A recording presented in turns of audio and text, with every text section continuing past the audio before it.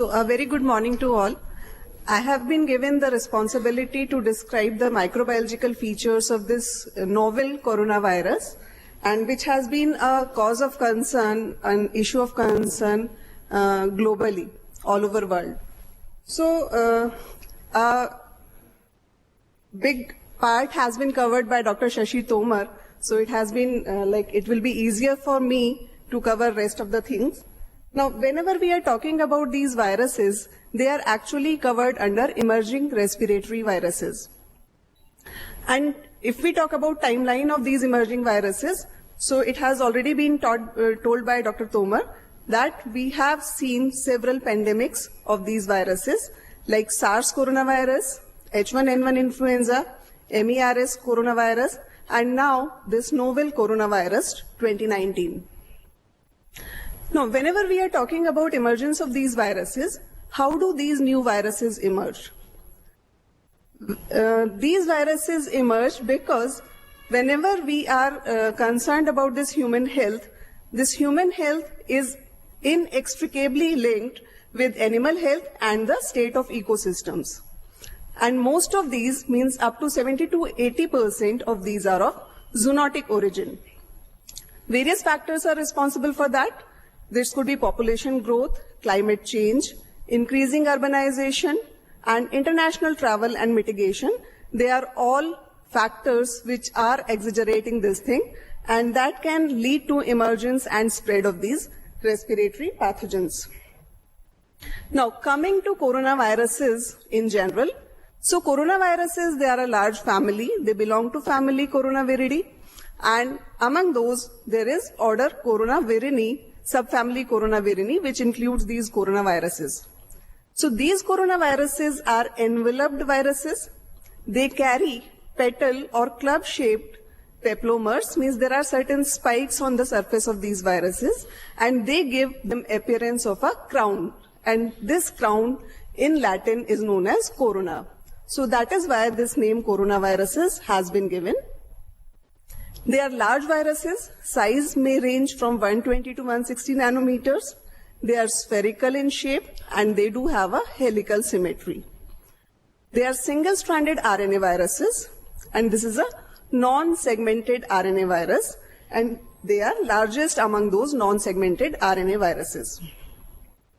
So if we talk about coronaviruses in general, there were 6 coronaviruses till this novel coronavirus was recognized or it was discovered, and out of those 6 coronaviruses, 4 were leading to some mild kind of presentations that I have written in small, the last 4 ones, and the major concern viruses have included SARS coronavirus and MERS coronavirus.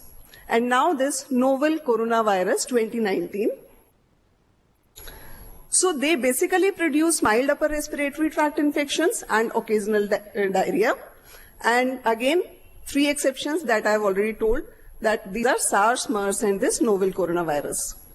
Transmission, as with all other respiratory viruses, they are transmitted by droplet route or inhalational route. So coughing, sneezing, and close personal contact, they are the high risk factors for their transmission. So rarely they may be spread through the air also. So droplet infection and airborne infection are 2 different things, and major route of transmission is droplet infection. So that is why whenever we are nursing these patients, we need to have that barrier nursing, taking care of all those respiratory or droplet precautions. So again, this part has been covered by Dr. Tomar. So they may come from a wide variety of animal species, like SARS coronavirus, that came from civet cats, MERS coronavirus, that came from camels.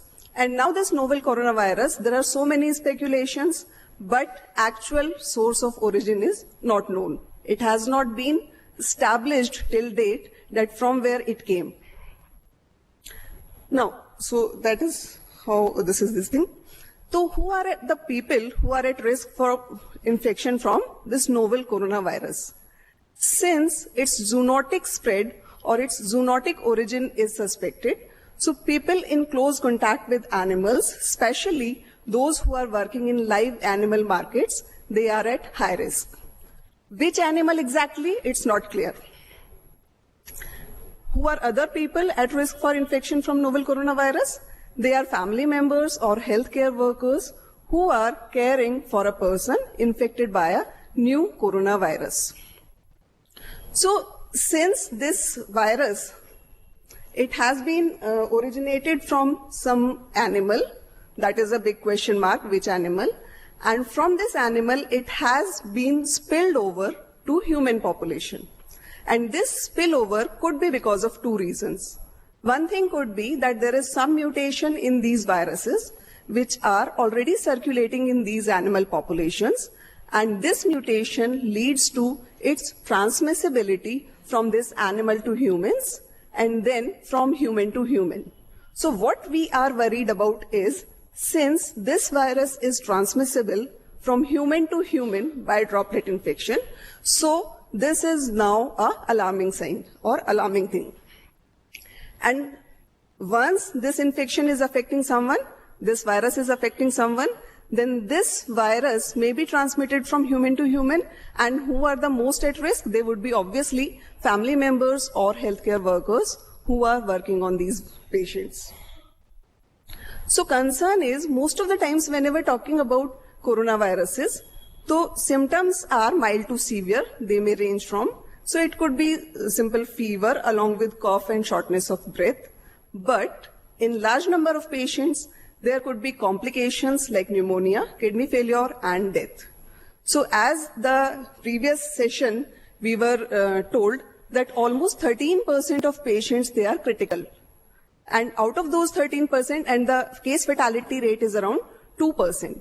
So that percentage is quite high.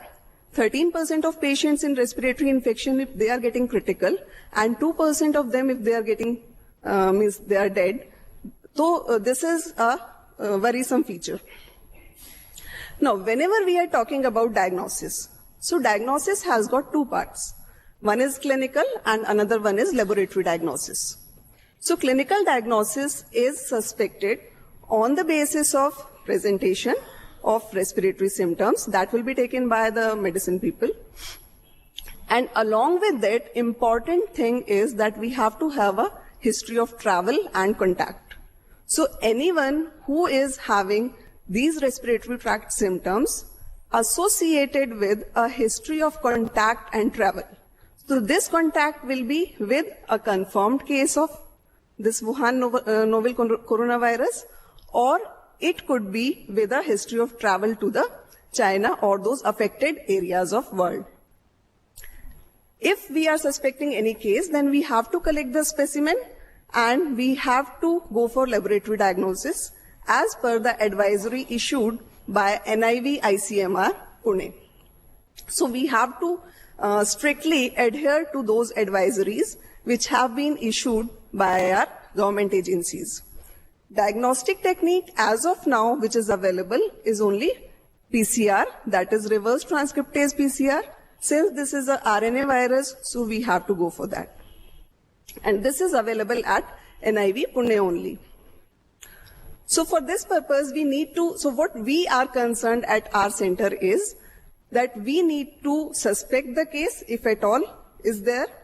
And with those suspect cases, we have to collect the appropriate specimen, and this appropriate specimen is to be transported appropriately with clinical history, with a clinical referral form, and with adequate packaging.